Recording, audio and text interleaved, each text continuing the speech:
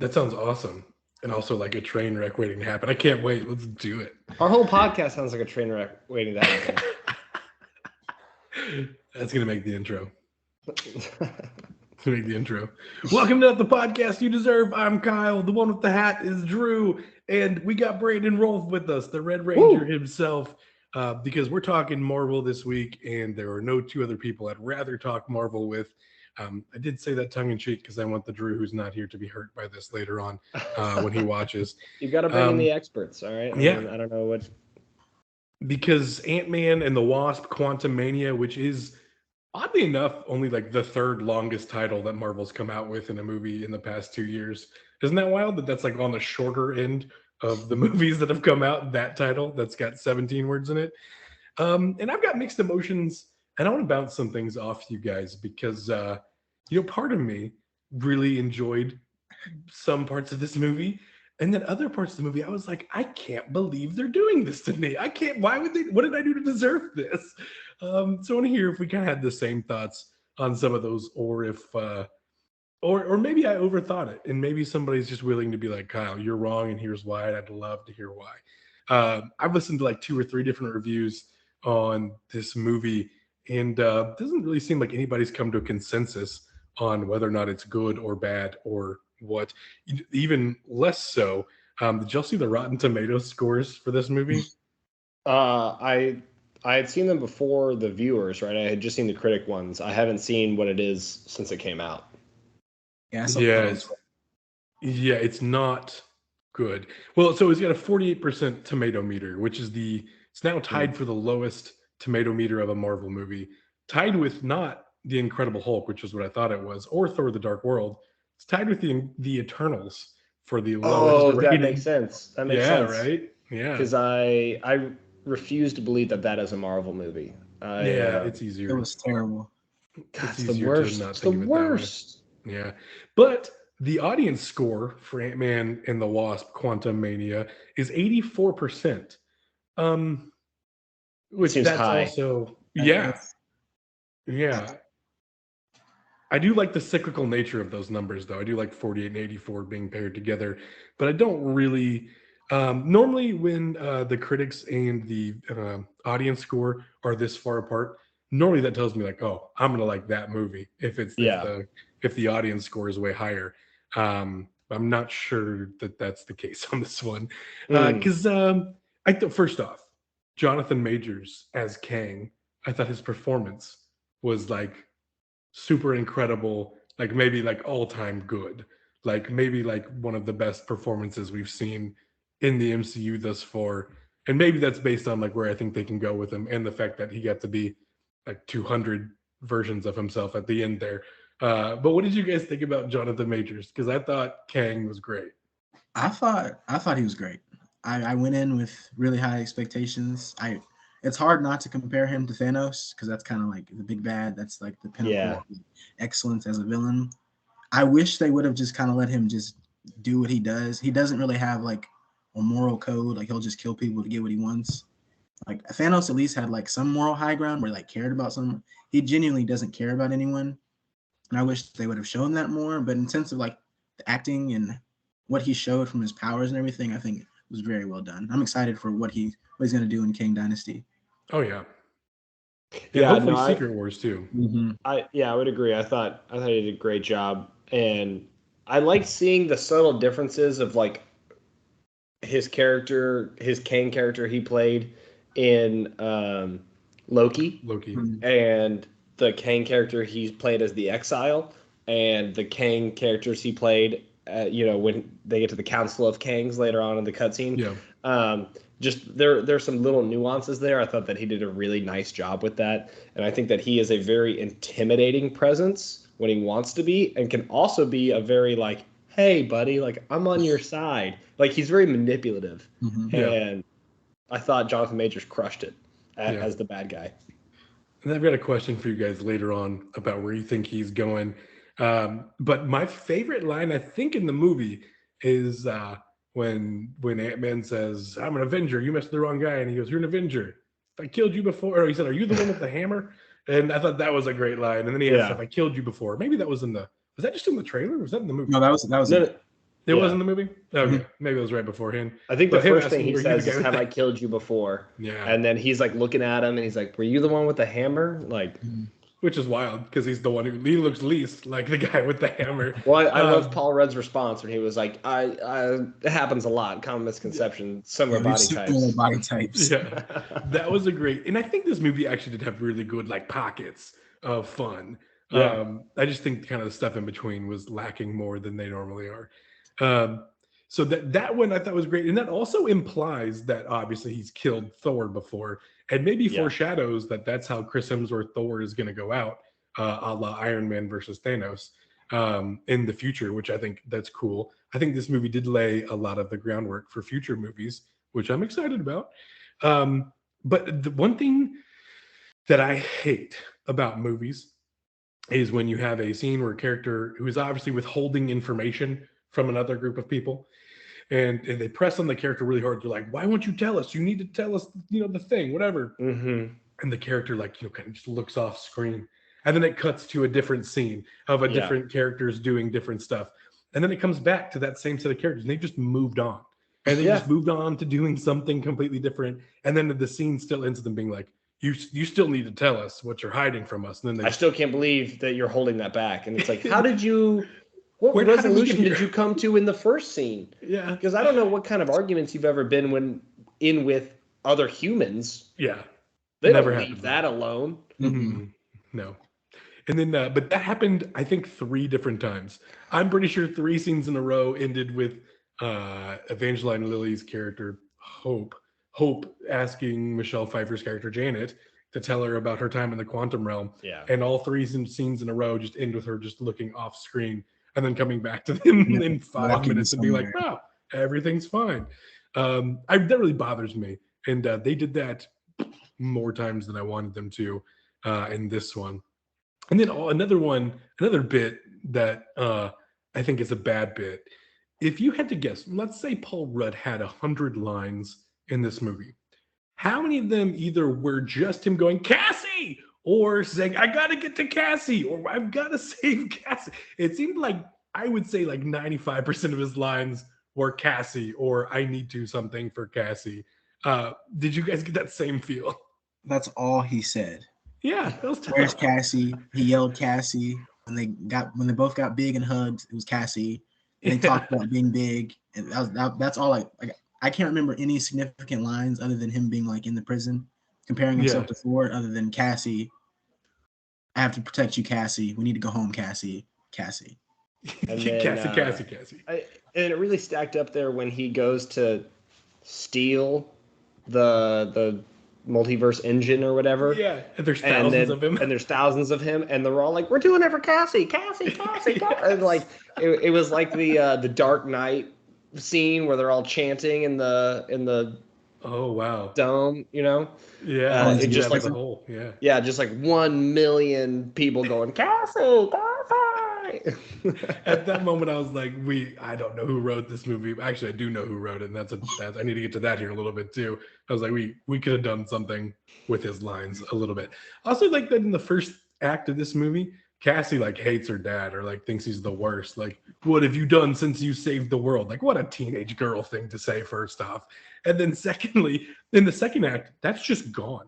Like as soon as they get to the quantum realm, she's like that storyline, no more. Doesn't ever come up again. You're now bringing up my biggest pet peeve of this movie. Okay. And who knows, this opinion may change throughout the podcast because I had several things. But right now, this is my biggest pet peeve. There were like 5 different personal storylines going on in this movie. And we jumped to all of them so quickly and sporadically that I didn't ended up caring about any of them. Exactly. Like I was not emotionally tied to any of these characters. And it's because like, do I care about Michelle Pfeiffer and her past with Kang, or like her weird relationship with Bill Murray, or her relationship with Hank Pym, or her relationship with her daughter? Or do I care about Scott and his relationship with his daughter and his relationship with Hope? Or do I care about MODOK for some reason and whether he's a dick or not? Yes. Because apparently because apparently I was supposed to care about that. Sure. Yeah. Like I don't know. There was just so many weird. And do I care about the ooze guy? I think I care about the ooze guy and his obsession with holes more than anybody else.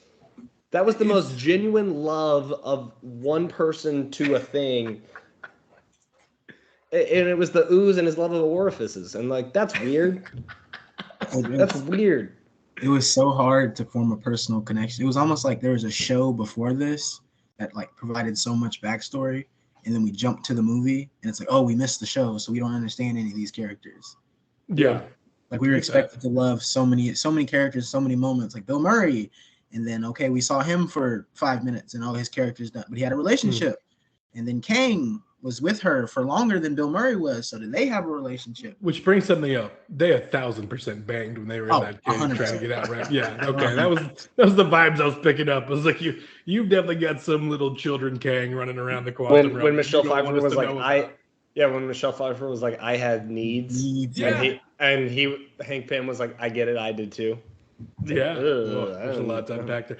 It's funny that you mentioned that because I literally forgot that Paul Rudd and Evangeline Lilly's characters were married or together in this movie. If it weren't for that first scene when they're shown drinking a beer together or him like going to the award ceremony together, because they don't show any moments between the two of them where that's like, oh, we're a couple.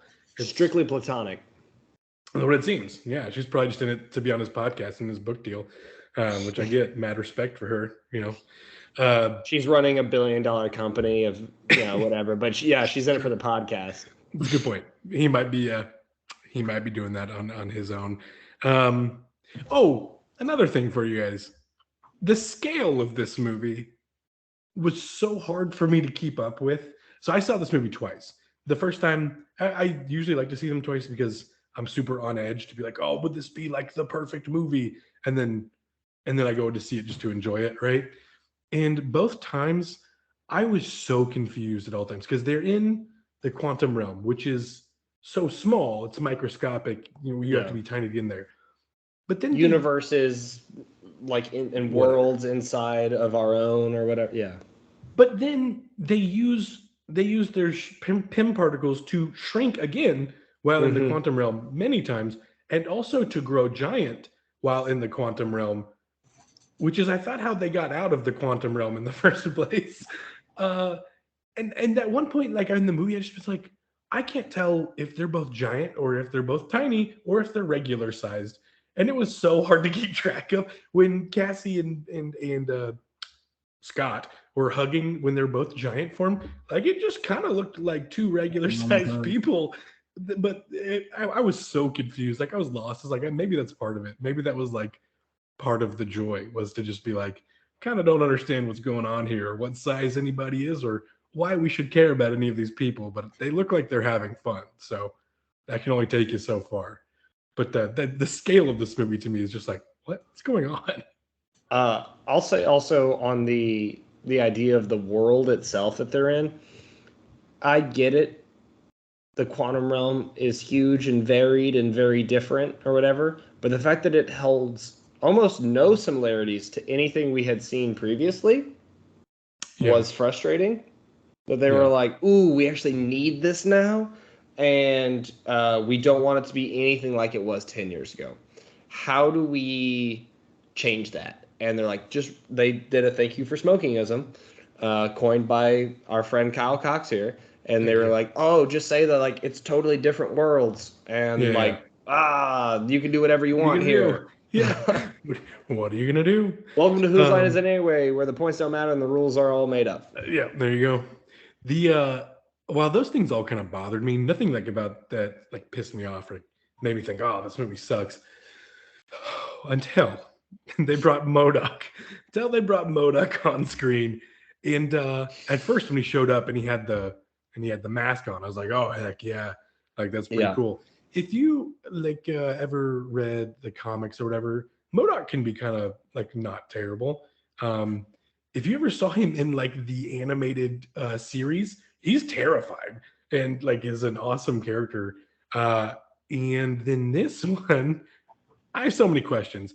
Why didn't they just make him look like Corey Stoll, the actor who plays Darren Cross or Darren Cross? Why did they just make him look like that? Why did his face look so different than what the actor's face looks like? That really bothered me. What do you mean? That's what his face looks like. They just spread it out. Oh no! You need to see a picture of what Corey Stoll looks like again, because it did not.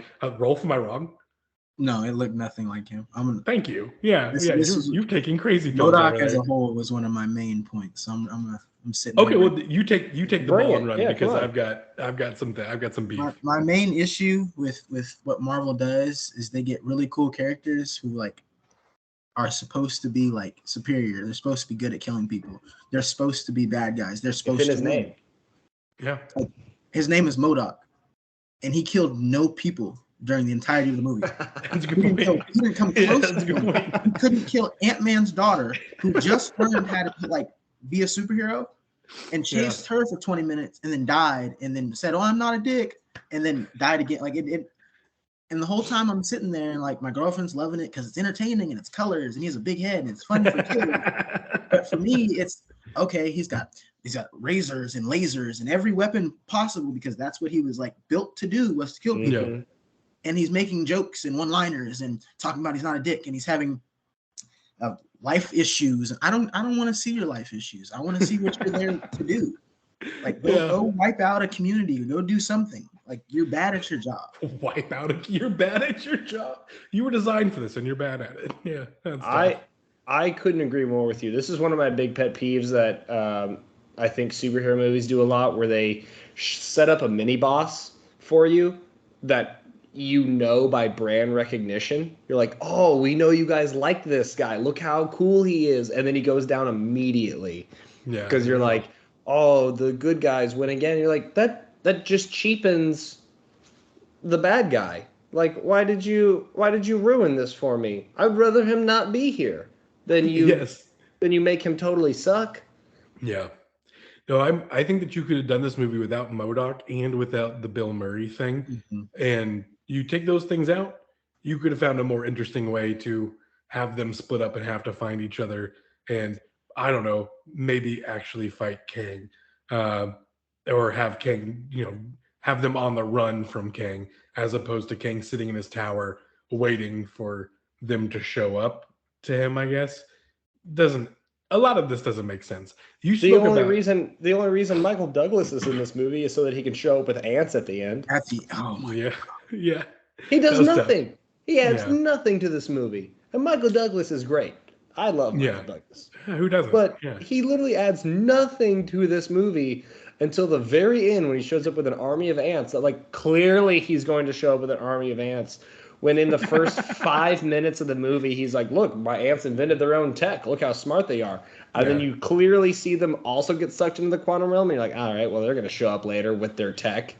So that's going to be important. This was nitpicky, but like 2 separate times that I counted on my second viewing, the camera cuts to a single shot of him like grabbing at his ear and being like, ah, and then just like going on through the scene.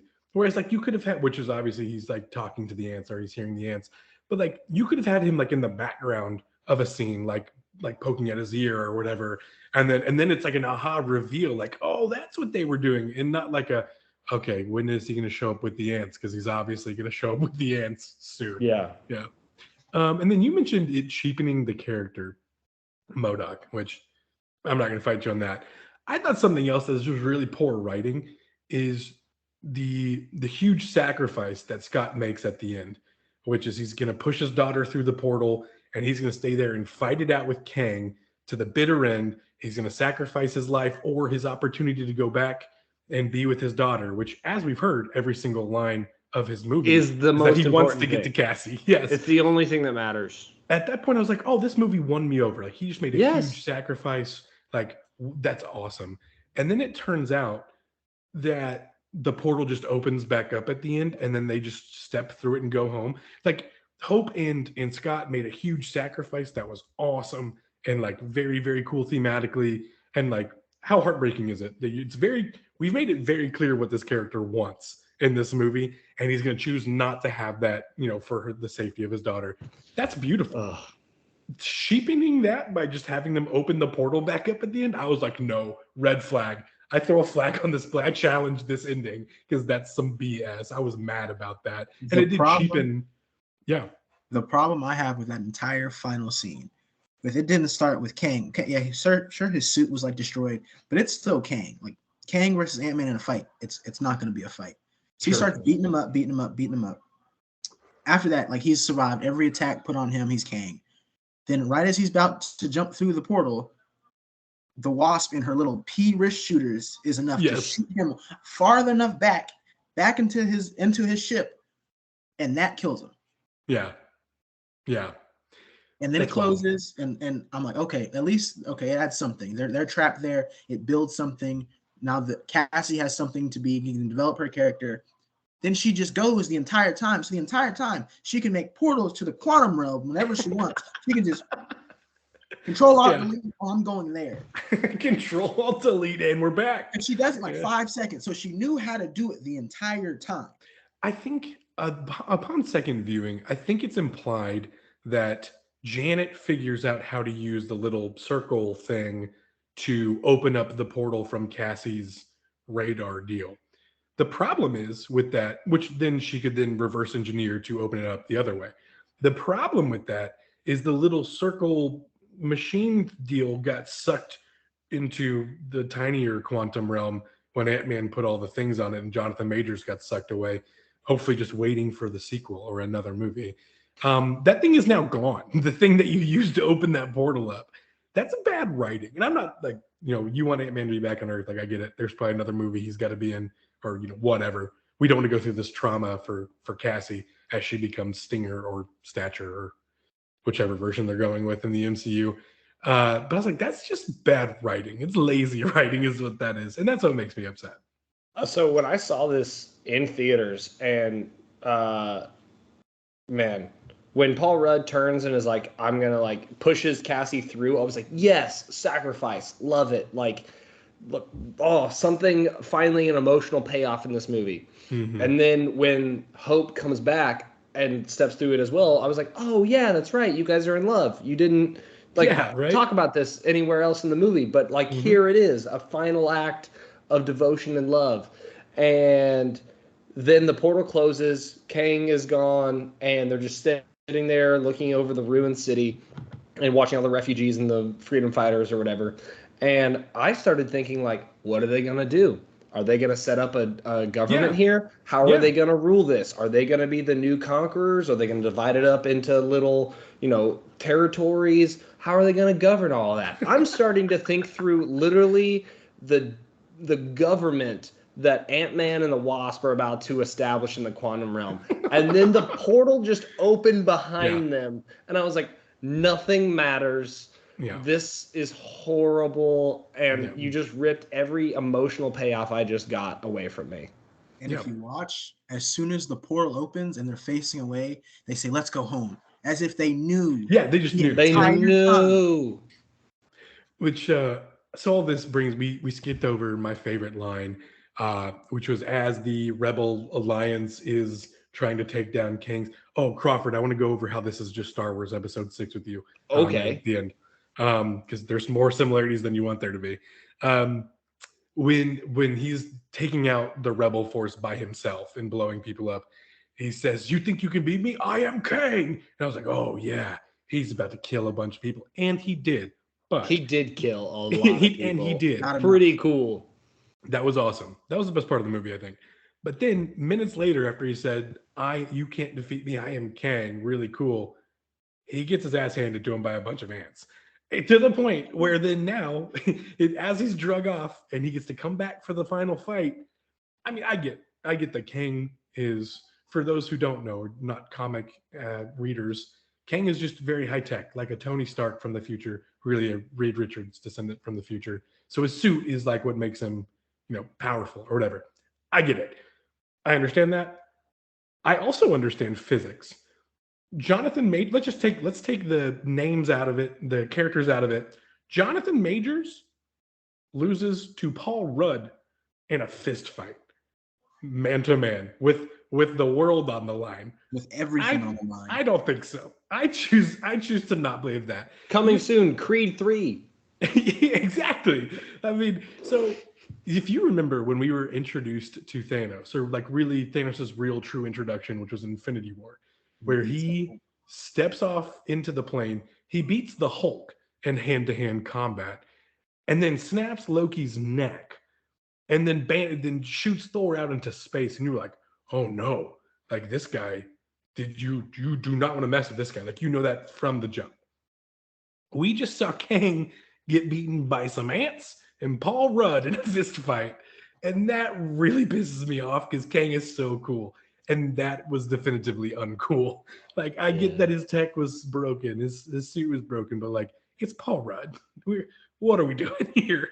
What are we doing at this moment? It took all his credibility away from him, in my opinion. Right? It just, like the first 10 minutes when I was watching Infinity War, when he beats up Hulk and just, like, you don't expect Hulk to just get beat up the way he was. Yeah. And you see him just lay on the ground, you're like, oh my goodness.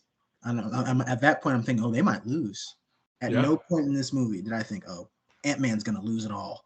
They're gonna lose. I didn't think that one time. The whole movie, I was like, well, there's no way Ant-Man lives because he's way outmatched here. And then he does. And I was like, that's a little weird. Cassie and family behind him, and that's how I know he's gonna get his daughter back. Big happy family, happy ending.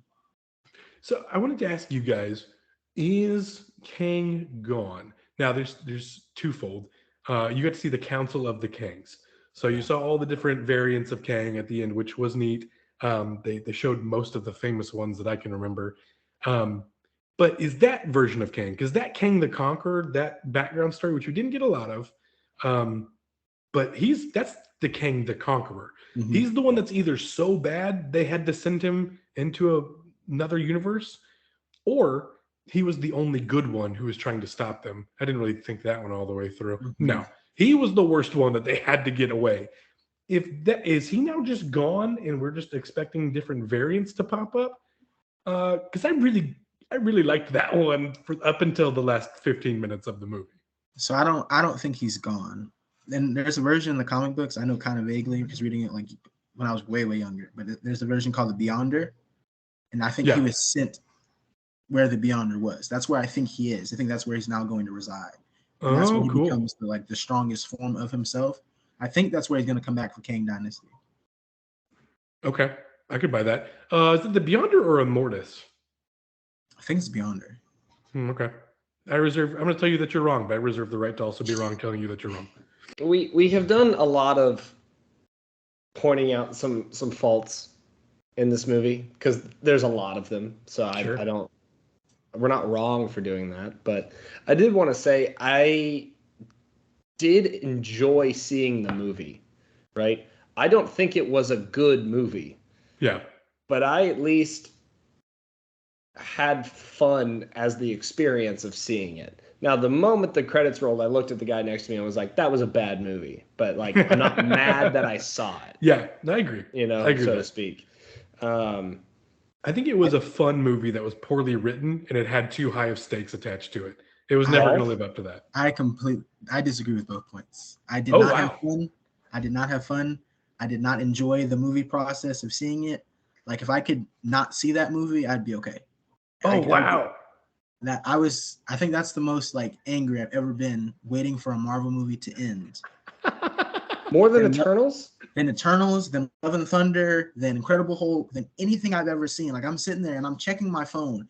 Like, okay, it's almost over. It's almost over. It's almost over. And I'm sitting there waiting for the end credits, just waiting for it to be over so I can storm out and go on my rant in the car. But I didn't have fun. I was like, the entire movie, I'm like, who is this? Is this for kids? Is this for people who don't watch comic books? Okay, then why are we putting so many people who are in comic books in the movie? Let's just make it fun. Let's make it. What are we doing this for? I just feel like they could have got the same effect setting up what they're trying to set up in Loki. We didn't need this movie. That's fair. Yeah, I was trying to think of the hero's journey. Like, how is the hero different at the end of this movie than he was at the beginning of the movie? And I got nothing. I got no way was he different, other than he's questioning whether or not he was he did the right thing by killing Kang the Conqueror, which I'm really hoping he didn't do. Uh, but yeah, that I don't know. I don't know.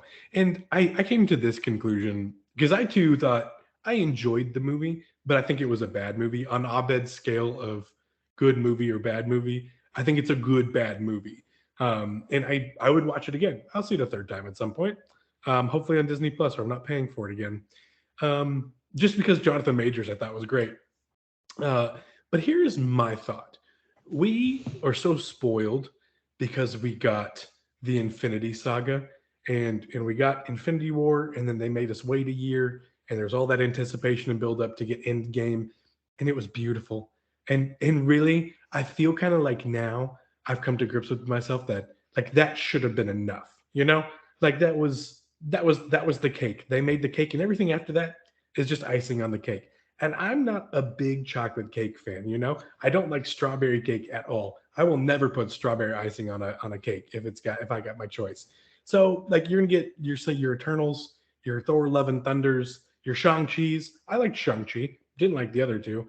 And this movie and Black Widow kind of hit or miss, more misses than hits lately.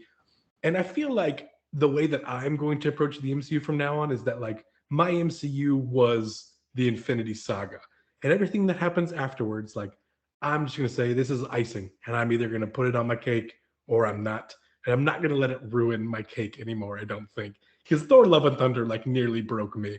I was nearly a broken man after that movie, being like, "What matters? What is truth?" And now I'm just like, you know what? I mean, I'll enjoy a Paul Rudd movie and I won't have to think about it again afterwards. And if they totally blow Secret Wars, which I really hope they don't, like, you know, I already had the Infinity Saga. I'm going to make my kid watch all of the Infinity Saga, and I will just cherry pick what I like from that afterwards. I'm even going to make her sit through the Incredible Hulk and Dark World because that's you need to do it. But Yeah. that's kind of my new stance. I'm going to try not to be so mad and angry and sad when it comes to the MCU because it was so beautiful for such a long amount of time, longer than we deserved. And it gave us a better conclusion than we deserved.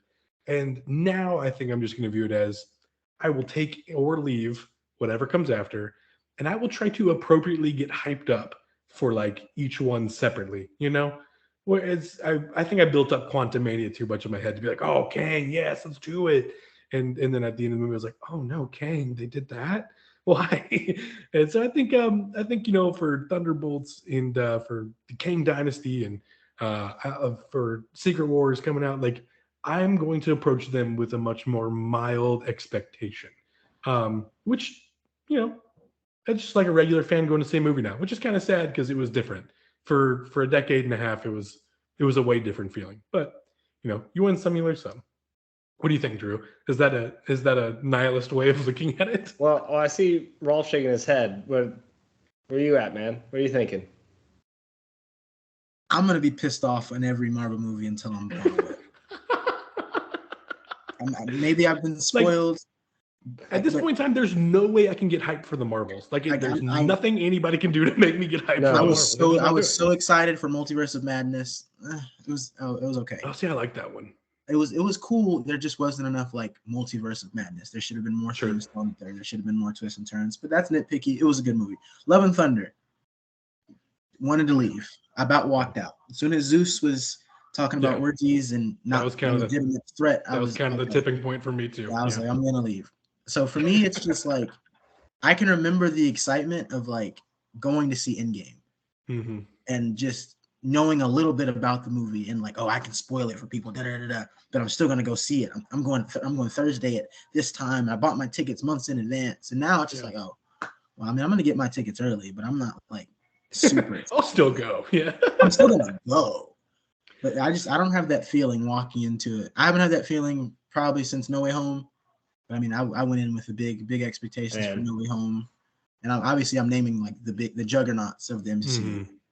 So I'm hoping Tom Holland can rally the troops with She-Hulk and whoever else he gets on this Lord, terrible Avengers team that I'm gonna be pissed off about.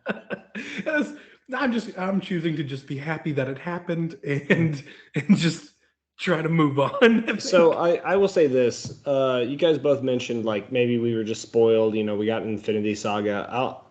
We got such great movies and writing and arcs and emotional payoffs from Marvel movies that I know they can do it. I know it's in there. Yeah.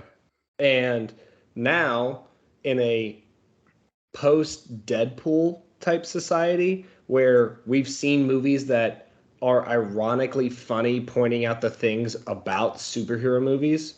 Sure. Whenever you do one of those tropes that Deadpool would make fun of, I hate it even more because I'm just so aware of it, and you did it not ironically, you did it totally being like, isn't this a great movie device that we did? And Ant-Man did all of them. Like I didn't see all the of Supergirl them. landing, but yeah. I'm sure there was So one. There bad for your had to be knees. one. So bad for your knees. Yeah. But I mean, like, there were so many things that I was like, oh, that would have been a funny thing for Ant-Man to do if it was ironic. Like if he had kind of like cheated the camera and been like, haha, right? Yeah. Like, or, made some kind of quip to Hope about like, isn't that funny how this is like what all the other real superheroes do? But like, that's not what they did. They weren't ironically funny about it. They were just like, this is what everybody wants. And it was so sad because I know they can do better. We've all experienced them doing better. Yeah. And even recently, like what you talked about, Rolf, like I thought Multiverse of Madness was good. I thought that No Way Home was great. I loved that movie. I thought Loki was really good. Like they can even do it in their TV shows as well. But it's just so sporadic now. You're almost pleasantly surprised when you get a really good one, as opposed to it was the standard previously. Dude, the fact that the same team made WandaVision and She-Hulk, like not the same writers and directors, but the same company did that. It's like, what? Don't even get me How? started on Which, She-Hulk. yeah, we don't. There's not enough time in the night, the writer of this movie, Quantumania, Jeff Loveness, I think is his name. He was a former Rick and Morty writer, and he's also been hired to write the Kang Dynasty, which does not fire me up. But it's good that I know that now. I would like to rewatch this video, getting ready for when that movie comes out in 3 years, to be like, hey, remember you weren't excited about this, so just go in knowing you weren't excited. Another thing that was wasted. Y'all never watched The Good Place, right? I did. You did? Okay. I can't remember his name. William Jackson Harper. Chidi from The Good Place. The telepath? Yes. So William Jackson Harper in The Good Place is like one of the best sitcom characters of all time. He's hysterical. He's so good. I kind of thought he'd actually be a really good Reed Richards for the MCU. I thought he would actually make like a funny, like a good funny spin on like the mad scientist who like can't relate to people, because that's basically what he was in The Good Place. A philosopher that couldn't relate to people. And when I saw he was in this movie, I was like, oh, maybe they're setting something up for Fantastic Four. Shouldn't have thought that. When I realized that he wasn't going to be Reed Richards, I was like, oh, I bet he gets a really cool part. And then he doesn't get a really cool part. And I was like, we just wasted a great actor for this. The only reason he's in that movie is to get a bridge code. Yeah. Yeah. That's it. That's another part. That's another whole part you could have taken out of this movie. Oh, yeah. Rolf, you're not a Star Wars guy, right? No. Yeah, your nerddom has like some like cut off. Okay, we'll just earmuffs for this last part here. Crawford, small group of misfits, takes on an evil emperor who is quickly defeated by his right hand man, who is a killing machine, who turns on the emperor in the last act to save the good guys. And has some kind of personal relationship with the protagonist. Yeah. Am I talking about Ant-Man and the Wasp: Quantumania or Star Wars Episode 6? Man, what a bummer. Yeah.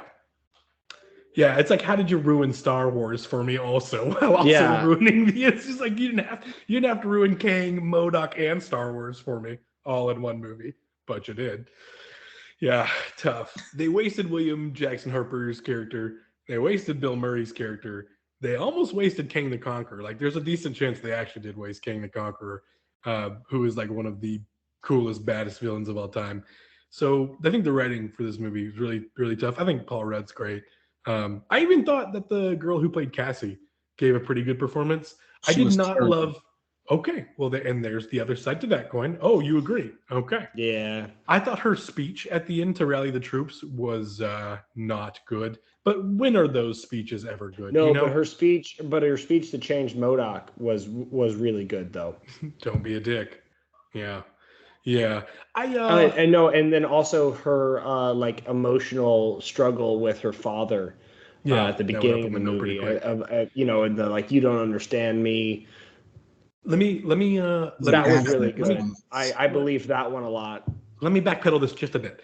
I thought the performance of Cassie was really good. I thought she did like some really cool character stuff, like just with her face and reactions that she did. I think the writing for this movie was terrible. I think that everyone's part was written poorly. I think the structure of the plot was written poorly. I think the whole thing was not a good thing from the writing, but the visual effects I thought were really good. I thought there were some performances here and there that were all really good. I just can't. This is the icing that I'm not going to choose to put on my cake, which is fine. I don't need to eat cake anyways. Had my fill. Cassie, from the moment that she sent them there, because it was her fault, and Sure. they ignored that because I guess she's a kid, but or whatever. Yeah. She sent them there, and then she wants to go help everybody, and that's her character arc. She's different than the Avengers, who literally helped everyone. But she's going to stop protests, and she's a freedom fighter. Yeah. She's so Yeah. different. No one understands her, and her acting was terrible. She wasn't a good actor, like whatsoever. Oh, all right. And then she gave that inspiring speech where she Yeah, that quoted wasn't her great. dad's book. That wasn't Who great. is going to go fight for her?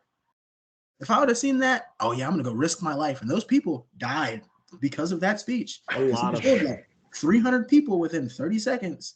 Yeah, you never really think about the casualties But no, of war. I am glad that the heroes, after letting all of these people die horrific deaths and upend ran their away. lives entirely, stayed around to help them rebuild and give some guidance. I'm glad that they didn't leave a power vacuum in a universe beneath our universe, which apparently is incredibly important. I'm glad that they're going to make frequent trips to really ensure Set up the that- next that- regime. that Yeah. there's peace between worlds. They just Oh left. my god! And they just were left like, who the cares? ants They there, just too. GTFO. They're like, who cares about these people? Yeah, like on the worst outcome of that is like you go back to the quantum realm in like 20 years and like the ants have just enslaved all of the Yes. other people that are my down God. there, and they're like Oh. building pyramids for the ants and Didn't stuff. even think about the fact that they brought in sentient, technologically advanced ants. They introduced an invasive species, killed the only defender and source of government they had, and then peace. Just out. Just good luck. And then on the way out, he was like, "For Cassie!" And then just left. In 40 years, the quantum realm's turned into like the Terminator series. It's just Yes. like, oh no, Kang was way better than all these ants. It turns out in like 40 years, people like freedom fighters have come up again, and they are sending people into the past to kill Scott Lang so that he doesn't go there and upend and introduce the ant like revolution overlords. It's just the plot of Terminator over and over. That'd be amazing. I really hope that's the one true timeline that Kang was talking about, that he wants to keep secure. The one where Paul Rudd amazing. meets Terminator. I don't know if there's anything that's going to top that a little bit. Oh my Does anybody have god. any final thoughts for the movie other than Rolf? You seem to really like it. Oh yeah, it was it's up there for me. Yeah, it's what I it seemed like. shed a tear when it was over. Yeah, it's what it seemed like. Yeah, Crawford, final thoughts for you? No, I am more upset about what's happening inside the political structure of the Quantumverse than I am about anything that has to do with Scott Lang.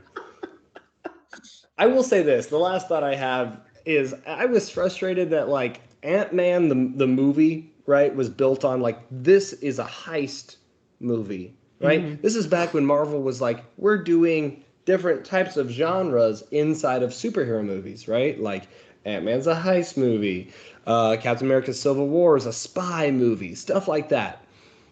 And this movie was not a heist movie. Mhm. They tried to like, hey, he's gonna steal something, which he didn't. He Well, shrunk. he did. He shrunk a thing that was being Which is kind of defended how by he steals things. Yeah. Multiverse of Madness. Like it was not. It was not a heist. No, I think your point, Ant-Man was fun because it matched the scale. The scale of the movie matched the scale of the superhero. It's a Yes. tiny movie inside a large world, and it was a fun kind of reprieve from everything else. Ant-Man and the Wasp matches scale again, where it is mainly a small story of small characters. And then they decided to throw these small characters against the biggest bad that the universe has ever seen, and they beat him somehow, and that is kind of where we're off the tracks now. We're off the rails now. So I'd like to say I'm excited to see what Marvel does next. But truthfully, I think I am a little broken inside now. I do think that this movie broke. Thor: Love and Thunder really broke me, and this movie was like, and here's the pen that breaks the back in general. So yeah, If guys. Michael Douglas in every single Marvel movie from now on doesn't just say ants, Ants. I that's all he did in this movie. That's all he said. Yeah. Just ants. The ants. That I would have broken you out with ants. The ants can do it. Look at this pizza I made. Ants. Piss. I can't fight that. I can't fight that. Well, Rolf, thanks for joining us. I hope you feel better after you got that off your chest. I feel better. Yeah, I've and now I don't know if I'm asleep tonight because I'm gonna be trying to play out this Terminator theory in my head to figure out what's going on down in the quantum realm.